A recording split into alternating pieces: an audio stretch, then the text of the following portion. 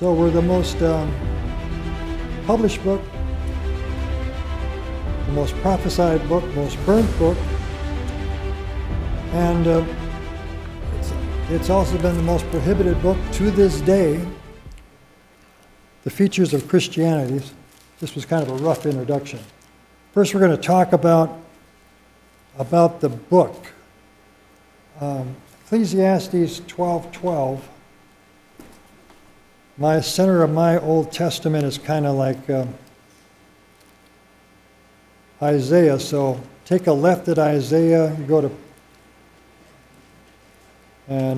Song of Solomon, and then Ecclesiastes. Ecclesiastes 12:12.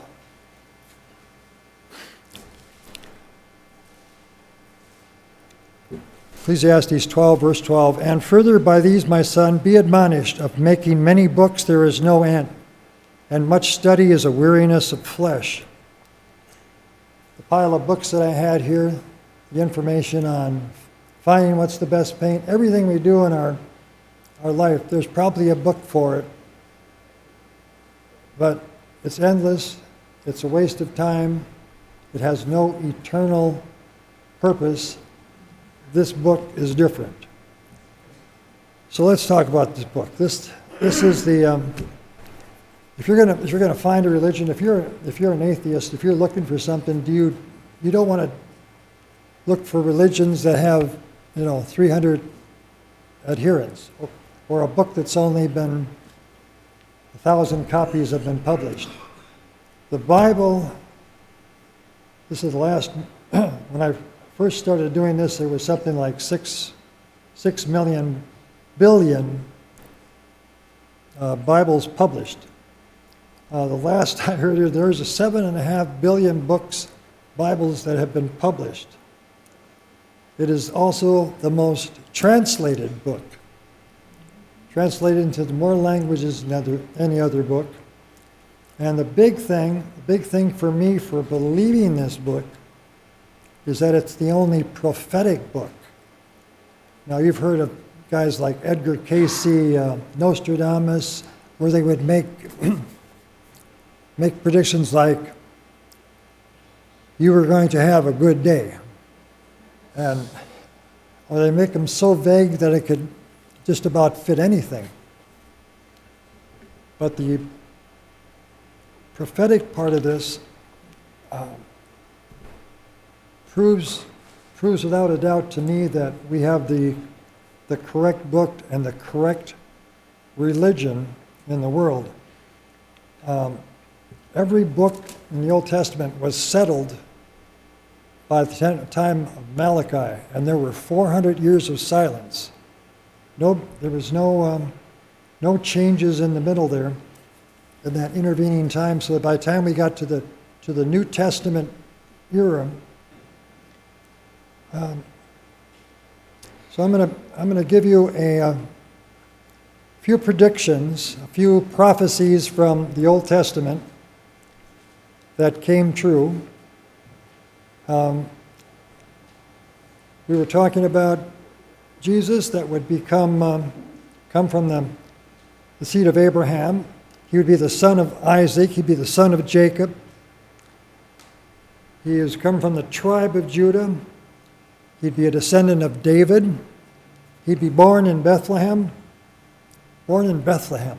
They could have picked a different town. That'd be like if you want to have somebody famous, he was born in Van Dyne or Omro.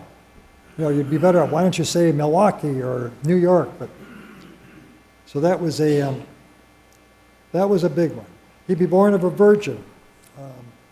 They would cast lots for his clothing. He'd be buried in a rich man's tomb. He'd be betrayed by a friend. And the cost would be 30 pieces of silver. How would they know what even the currency of the time would be? And how it's not 29, it wasn't 37, it was 30 pieces of silver. He'd be, and that money would be thrown down in the church. It would pay for a grave in a potter's field.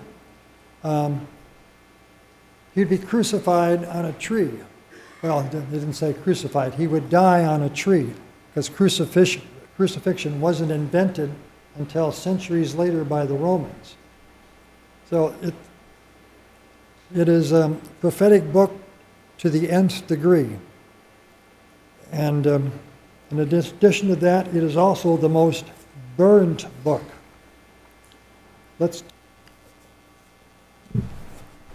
So we're the most published book, the most prophesied book, most burnt book, and it's also been the most prohibited book to this day. We know about what's recently happened in China with some of the pastors and people who were caught with Bibles and had their problems. I'm not sure that the ones I heard about are all out of the country now, but that kind of thing is still going on and will continue. So, with all this stuff of being, the book has been prohibited, it's been burnt, but it still is around, and it doesn't look like it's going to disappear. One more thing with, let's do Hebrews. We're going to do Hebrews 4:12. Hebrews 4:12, favorite of many of you, I'm sure. For the word of God is quick and powerful and sharper than a two-edged sword, piercing even to the dividing asunder of soul and spirit and of the joints and marrows, and is a discerner of the thoughts and intents of the heart. When you read this Bible, it reads you. And it is the truth, and it is, I don't know if I've proven the case, but this is the book. If you're going to have a religion, if you want to do something spiritual, this is the book. Oh, and one more thing, it's probably timely. What are people banned on social media for? For telling the truth or for telling a lie? It's for telling the truth, right?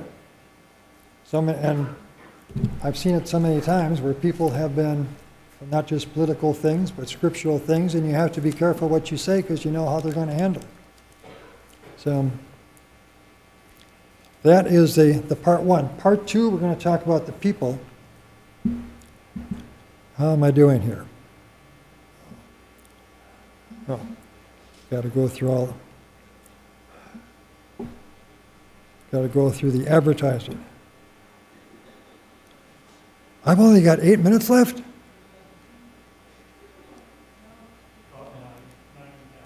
Whoa. I'm going to be picking up the pace here.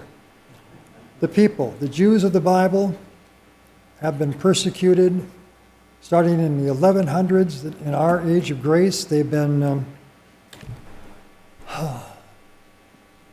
through the Crusades. Pardon me, I'm going to do it this way, make sure I get it in. They were Tsarist Russia was against the Jews. If you remember the what's the musical? Fiddler on the Roof. Is there a proper blessing for the Tsar? Yes, may God bless and keep the Tsar far away from us. But that was humor made there, but their struggles have been legendary. Not just Nazi Germany, but the communist Russia and Germany were enemies, but they were both together in hating the Jews. But the Jews have survived it. To this day, we have what's going on with the Hamas. That will continue, but God has a purpose for the Jews. I want to cover one more thing here.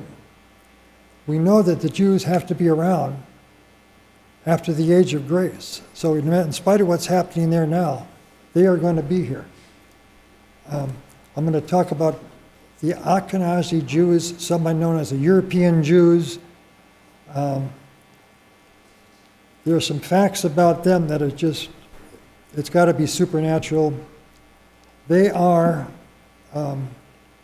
amongst people with the highest IQs, the most geniuses, some of the highest income people, most Ivy League graduates, most college faculty members, Nobel Prizes, Pulitzer Prizes, chess grandmasters, business owners, bankers, lead guys in biology, chemistry, TV, motion pictures, architecture, nuclear science, rocket science, and plumbing. I made the plumbing part up. To see if you're listening.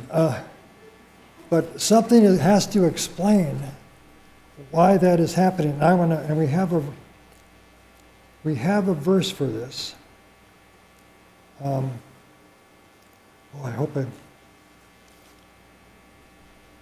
I put that down? Deuteronomy 8. Hope we can get there. Deuteronomy 8.